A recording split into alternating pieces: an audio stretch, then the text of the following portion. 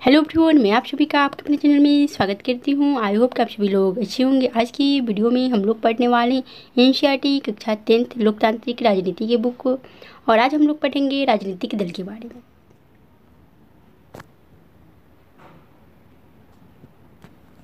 राजनीतिक दलों की ज़रूरत क्यों पड़ी, उसके बारे में आज हम लोग पढ़ेंगे। किसी भी लोकतांत्रिक व्यवस्था की संस्थाओं में राजनीतिक दल अलग से दिखाई देते हैं। अधिकतर आम नागरिकों के लिए लोकतंत्र का मतलब राजनीतिक दल ही है। अगर आप देश के दूर दराज के और ग्रामीण इलाकों में जाए और कम पढ़े लिखे लोगों से बात करें तो संभव है कि आपको ऐसे लोग मिले जिन्हें संविधान के बारे में या सरकार के स्वरूप के बारे में कुछ भी मालूम ना हो। बहरहाल राजनीतिक दलों के बारे में उन्हें ज़रूर कुछ न कुछ मालूम होता है, लेकिन पार्टियों के बारे में हर कोई कुछ न कुछ जानता है, तो इसका मतलब यह नहीं कि पार्टियां बहुत लोकप्रिय है।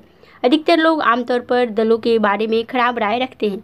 अपनी लोकतांत्रिक व्यवस्था और राजनीतिक जीवन की हर बुराई के लिए वे दलों को ही जिम्मेदार मानते हैं। सामाजिक और राजनीतिक विभाजनों के लिए भी दलों को ही दोषी माना जाता है। ऐसे में यह सवाल स्वाभाविक रूप से उठता है, क्या हमें सचमुच राजनीतिक दलों की ज़रूरत है? करीब 100 साल पहले दुनिया में बस कुछ ही देशों में, और वह भी गिनती के राजनीतिक दल थे।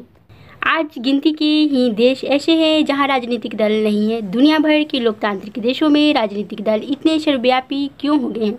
आइए सबसे पहले इस सवाल का जवाब दें कि राजनीतिक दल क्या और वे क्या करते हैं। उनकी ज़रूरत पर चर्चा इसके बाद होगी।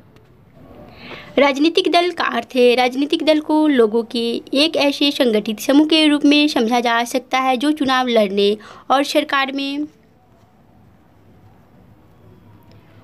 में राजनीतिक सत्ता हासिल करने के उद्देश्य से काम करता है। समाज के सामूहिक हित को ध्यान में रखकर यह समूह कुछ नीतियाँ और कार्यक्रम तय करता है। सामूहिक हित एक विवादास्पद विचार है। इसे लेकर सबकी राय अलग अलग होती है। इसी आधार पर दल लोगों को यह समझाने का प्रयास करते हैं कि उनकी नीतियाँ औरों से बेहतर है।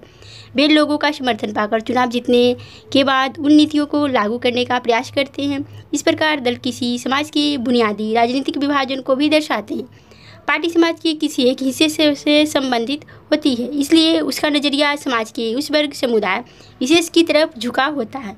किसी दल की पहचान उसकी नीतियों और उसके सामाजिक आधार से तय होती है। राजनीतिक दल के 3 प्रमुख हिस्से हैं: नेता, सक्रिय सदस्य और अनुयायी या समर्थक। तो राजनीतिक दल के 3 प्रमुख हिस्से हैं। फर्स्ट है नेता, सेकेंड है सक्रिय सदस्य और अनुयायी।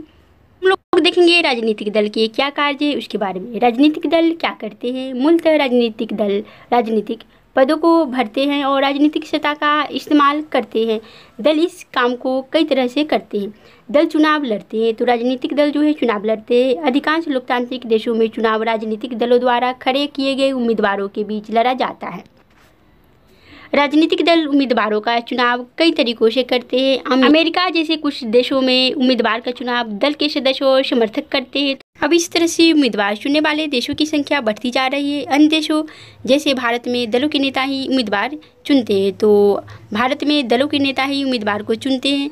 दल अलग अलग नीतियों और कार्यक्रम को मतदाताओं के सामने रखते हैं और मतदाता अपनी पसंद की नीतियाँ और कार्यक्रम चुनते हैं। देश के लिए कौन सी नीतियाँ ठीक है, इस बारे में हमेशा सभी की राय अलग अलग हो सकती है, पर कोई भी सरकार इतने अलग अलग विचारों को एक साथ लेकर नहीं चल सकती। लोकतंत्र में समान या मिलते जुलते विचारों को एक साथ लाना होता है ताकि सरकार की नीतियों को एक दिशा दी जा सके। पार्टियां यही काम करती है। पार्टियां तरह तरह के विचारों को कुछ बुनियादी राय तक समेट लाती है जिनका वे समर्थन करती है। सरकार प्रायः शासक दल की राय के अनुरूप अपनी नीतियाँ तय करती है। पार्टियां देश के कानून निर्माण में निर्णायक भूमिका निभाती है। कानूनों पर औपचारिक बहस होती है और उन्हें विधायिका में पास करवाना पड़ता है, लेकिन विधायिका के अधिकतर सदस्य किसी न किसी दल के सदस्य होते हैं। इस कारण वे अपने दल के नेता के निर्देश पर फैसला करते हैं। दल ही सरकार बनाते हैं और चलाते हैं। तो 9th क्लास में यह दिए हुए हैं।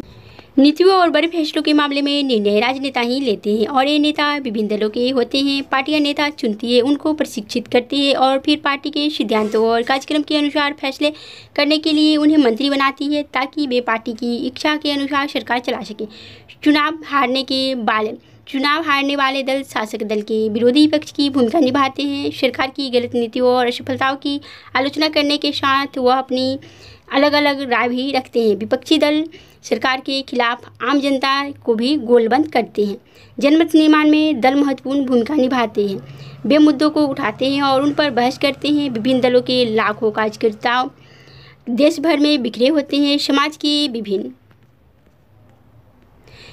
विभिन्न वर्गों में उनके मित्र संगठन या दबाव समूह की काम करते रहते हैं। दल कई दफे लोगों की समस्या को लेकर आंदोलन भी करते हैं। अक्सर विभिन्न दलों द्वारा रखी जाने वाली राय के इर्द गिर्द ही समाज के लोगों की राय बनती जाती है। दल ही सरकारी मशीनरी और सरकार द्वारा चलाए जाने वाले कल्याण कार्यक्रमों तक लोगों की पहुंच बनाते हैं। एक साधारण नागरिक के लिए किसी सरकारी अधिकारी की तुलना में किसी राजनीतिक कार्यकर्ता से जान पहचान बनाना, उससे संपर्क साधना आसान होता है।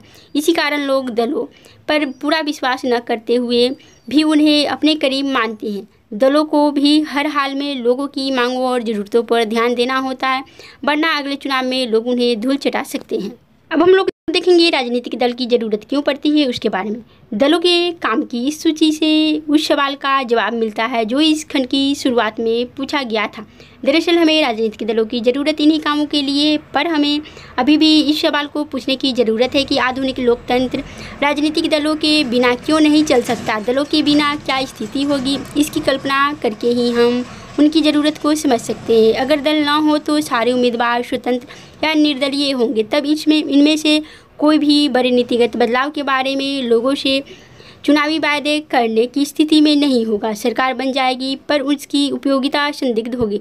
निर्वाचित प्रतिनिधि सिर्फ अपने निर्वाचन क्षेत्रों में किए गए कामों के लिए जवाबदेह होंगे, लेकिन देश कैसे चले इसके लिए कोई उत्तरदायी नहीं होगा।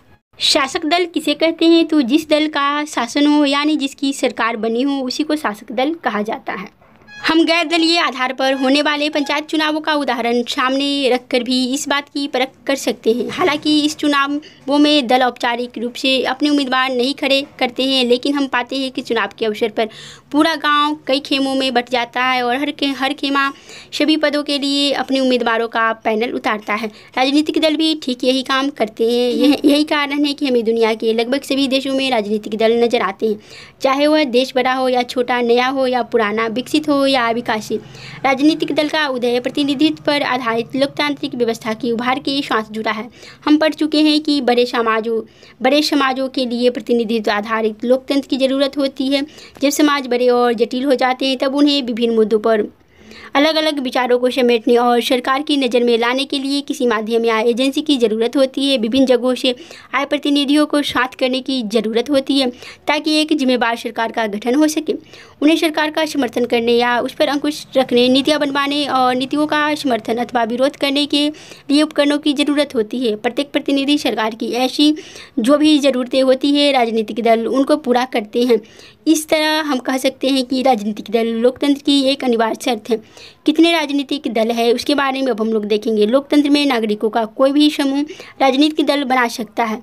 इस औपचारिक अर्थ में सभी देशों में बहुत से राजनीतिक दल हैं। भाजपा में ही चुनाव आयोग में नाम पंजीकृत कराने वाले दलों की संख्या 750 से ज़्यादा है। तो भाजपा में ही चुनाव आयोग में नाम पंजीकृत कराने वाले दलों की संख्या 750 से ज़्यादा है, लेकिन हर दल चुनाव में गंभीर चुनौती देने की स्थिति में नहीं होता। चुनाव जीतने और सरकार बनाने की होड़ में आमतौर पर कुछ एक पार्टियां ही सक्रिय होती है। ऐसे में सवाल ये उठता है कि लोकतंत्र की बेहतरी के लिए कितने दलों का होना अच्छा है। कई देशों में सिर्फ एक ही दल को सरकार बनाने और चलाने की अनुमति है। इस कारण उन्हें एक दलीय शासन व्यवस्था कहा जाता है। जैसे चीन में एक दलीय शासन व्यवस्था, वहाँ पे कम्युनिस्ट पार्टी की सरकार बनती है। चीन में सिर्फ कम्युनिस्ट पार्टी को शासन करने की अनुमति है। हालांकि कानूनी रूप से वहाँ भी लोगों को राजनीतिक दल बनाने की आज़ादी है, पर वहाँ की चुनाव प्रणाली सत्ता के लिए स्वतंत्र प्रतिद्वंदिता की अनुमति नहीं देती। इसलिए लोगों को नया राजनीतिक दल बनाने का कोई लाभ नहीं दिखता और इसलिए कोई नया दल नहीं बन पाता है। हम एक दलीय व्यवस्था को अच्छा विकल्प नहीं मान सकते हैं, क्योंकि यह लोकतांत्रिक विकल्प नहीं है। किसी भी लोकतांत्रिक व्यवस्था में कम से कम दो दलों को राजनीतिक सत्ता के लिए चुनाव में प्रतिद्वंदिता करने की अनुमति तो होनी ही चाहिए। साथ ही उन्हें सत्ता में आ सकने का पर्याप्त अवसर भी रहना चाहिए। कुछ देशों में सत्ता आमतौर पर दो मुख्य दलों के बीच ही बदलती रहती है। वहाँ अनेक दूसरी पार्टियाँ हो सकती है, वे भी चुनाव लड़कर कुछ सीटें जीत सकती है, पर कुछ दो ही दल बहुमत पाने और सरकार बनाने के प्रबल दावेदार होते हैं। अमेरिका और ब्रिटेन में ऐसे ही दो दलीय है। तो अमेरिका और ब्रिटेन में जो है दो दलीय व्यवस्था है। जब अनेक दल सत्ता के लिए होड़ में हो और दो दलों से ज़्यादा के लिए अपने अपने दम पर या दूसरों से गठबंधन करके सत्ता में आने का ठीक ठाक अवसर हो तो इसे बहुदलीय व्यवस्था कहते हैं। जैसे भारत में बहुदलीय व्यवस्था है, भारत में भी ऐसी ही बहुदलीय व्यवस्था है। बहुदलीय व्यवस्था है। इस व्यवस्था में कई दल गठबंधन बनाकर भी सरकार बना सकते हैं। जब किसी बहुदलीय व्यवस्था में अनेक पार्टियां चुनाव लड़ने और सत्ता में आने के लिए आपस में हाथ मिला लेती है तो इसे गठबंधन या मोर्चा कहा जाता है। जैसे 2004 में के संसदीय चुनाव में भारत में ऐसे 3 प्रमुख गठबंधन थे। तो 2004 के संसदीय चुनाव में भारत में 3 गठबंधन सरकारें थी। राष्ट्रीय जनतांत्रिक गठबंधन थी और संयुक्त प्रगतिशील गठबंधन और वाम मोर्चा। अक्सर बहुदलीय व्यवस्था बहुत घोलमेल वाली लगती है और देश को राजनीतिक अस्थिरता की तरफ ले जाती है, पर इसके साथ ही इस प्रणाली में विभिन्न हितों और विचारों को राजनीतिक प्रतिनिधित्व मिल जाता है। तो इनमें से कौन सी प्रणाली बेहतर है, अक्सर पूछे जाने वाला इस सवाल का संभवतः सबसे अच्छा जवाब यही होगा कि यह कोई बहुत अच्छा सवाल नहीं है। दलीय व्यवस्था का चुनाव करना किसी मुल्क के हाथ में नहीं है। यह एक लंबे दौर के कामकाज के बाद खुद विकसित होती है और इसमें समाज की प्रकृति, इसके राजनीतिक विभाजन, राजनीति का इतिहास और इसकी चुनाव प्रणाली सभी चीज़ें अपनी भूमिका निभाती है। इसे बहुत जल्दी बदला नहीं जा सकता।